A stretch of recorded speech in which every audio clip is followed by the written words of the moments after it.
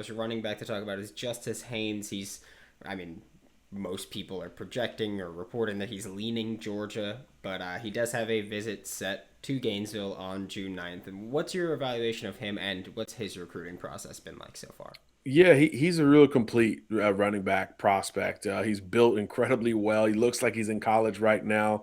Built, he's 210 pounds or so, really rocked up from a physical standpoint. But he's also great in space. He's a smooth back out in space, but really his calling card is running in between the tackles. Vision instincts are among the best in this class of 2023.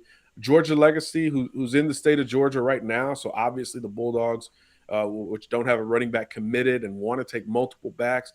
That's going to be tough for anybody to push back against. But there are some programs that are going to get them on campus. Like you mentioned, Florida in just about a week or so. I think Notre Dame, Ohio State are trying to factor into this race as well. So it's going to be a kind of a heavy hitting national type of recruitment for a kid who's a Georgia legacy from the state of Georgia. So kind of like the Mizell timeline, though, I think Haynes takes these trips and begins to think about wrapping up the process before it's all said and done. And I do think that Georgia's probably the favorite, the prohibited favorite at this moment.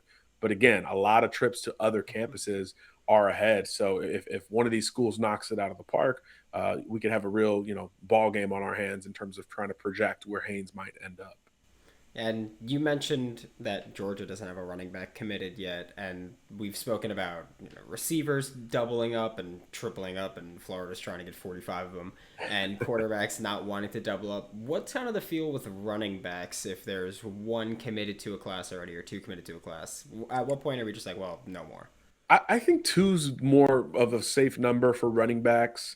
When there's none or even one committed, sometimes you could bring in a different style of running back. So, for instance, going back to Georgia, they're recruiting Ruben Owens from Texas, who's more of a slasher space kind of back. Think of a James Cook that they've recently had. And then they're also recruiting Richard Young from down in Fort Myers, who's more of a physical one cut downhill style of a running back. So you can recruit complementary style running backs, and it doesn't really rub a recruit the wrong way.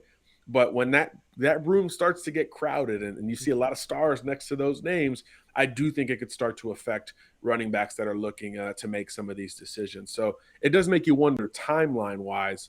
Ruben Owens, Richard Young, Cedric Baxter, Justice Haynes, Jeremiah Cobb, some of these great backs in this class of 23, once they start coming off the board, it will be very interesting to see how that shakes out. And then who's willing to be that second or even third back. But there's certainly an expectation at Georgia that they're going to bring in multiple backs. So whenever that first one commits, it will be quite interesting to see who maybe tries to claim that second spot. Because obviously, from a production standpoint, Georgia's done as well at that position as they have at any of their positions over the last decade plus. So certainly they're going to be a factor for all these uncommitted guys.